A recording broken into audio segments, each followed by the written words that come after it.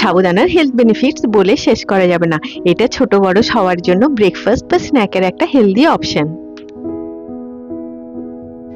তাই আজকে আমি আপনাদের সাথে শেয়ার করব খুব সুস্বাদু আর সহজ সাবুদানা বোলের রেসিপি। হ্যালো ফ্রেন্ডস, আমি সুমির রান্নাঘরে আপনাদের সবাইকে স্বাগত জানাচ্ছি। আমার আজকের রেসিপি সাবুদানা বোল। এটা বানানোর জন্য এখানে আমি একটা বোলের মধ্যে নিয়ে নিলাম হাফ কাপ মিডিয়াম সাইজের সাবুদানা। এবারে এটাকে আমি জল দিয়ে খুব ভালোভাবে ধুয়ে নিচ্ছি। পরিষ্কার করে ধুয়ে নেওয়ার পরে এক্সট্রা জলটা ছেঁকে বাদ দিয়ে সাবুদানাগুলোকে আমি ওই একই বোলের মধ্যে নিয়ে নিলাম। এবারে এগুলোর মধ্যে ফিল্টারের জল দিয়ে এগুলোকে পুরো রাত্রি ভিজিয়ে রেখে দিচ্ছি। এখন ওয়েদার গরম আছে, তাই এটাকে আমি ঢাকা দিয়ে ফ্রিজের মধ্যে রেখে দিলাম। এই সাবুদানা বোলটা বানানোর জন্য এখানে আমি এই ফলগুলো নিয়েছি। আপনারা আপনাদের পছন্দের ফল নিতে পারেন। সকালে দেখুন সাবুদানাগুলো খুব ভালোভাবে ভিজে গেছে আর এগুলো আয়তনেও বেড়ে গেছে। এই সাবুদানা বোলটা আপনারা যে কোনো পুজো বা ব্রততে খাওয়ার জন্য বানাতে পারেন। এবার আমি সব ফলগুলোকে খুব ছোট ছোট করে কেটে নিলাম। আর এখানে আমি গ্রেট করে নিয়েছি একটা ছোট পিস ফ্রেশ নারকেল। ভিজিয়ে রাখা সাবুদানার এক্সট্রা জলটাকে আমি ছেঁকে বাদ দিয়ে দিলাম। আমার আজকের রেসিপিটি যদি আপনাদের ভালো লাগে আপনারা নিশ্চয়ই লাইক করবেন। আপনাদের লাইক আমাকে মোটিভেট করে আরো বেশি ভিডিও বানানোর জন্য। এবার আমি প্রথমে এর মধ্যে দিয়ে দিলাম আম আর কলাটা।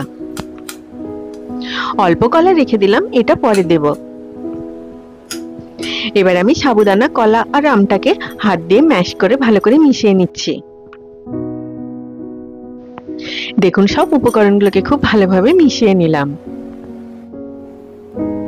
এবার এর মধ্যে দিয়ে দিলাম কিশমিশ, কেটে রাখা খেজুর, আপেল আর বাকি কলাগুলো।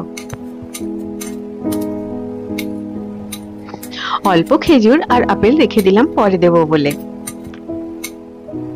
সব উপকরণগুলোকে খুব ভালোভাবে মিশিয়ে নিলাম। এখানে আমি গোটা গোলমরিচকে হামাল দিস্তার মধ্যে নিয়ে এইরকম দানাদার থাকবে সেইভাবে থেতো করে নিয়েছি। দিয়ে দিলাম এই থেতো করা গোলমরিচটা 1 টিস্পুন। আর গ্রেট করে নিয়েছি 2 ইঞ্চির মতো আদা।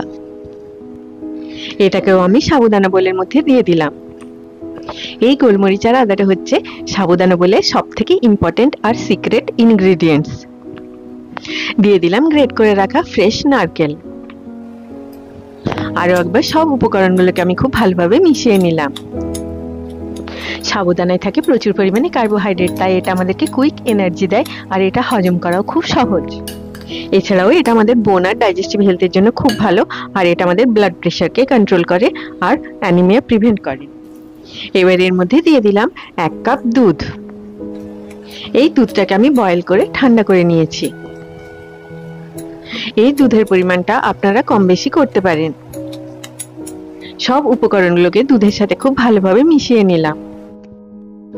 এবারে আসুন এটাকে আমরা সার্ভ করি।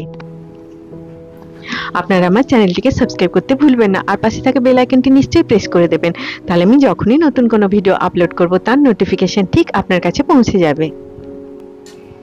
এটাতে বাইরে থেকে কোনো চিনি বা গুড় দেওয়ার দরকার নেই। ফলগুলোর মধ্যে যে ন্যাচারাল সুইটনেস আছে সেটা থেকেই এটা মিষ্টি হয়ে যায়।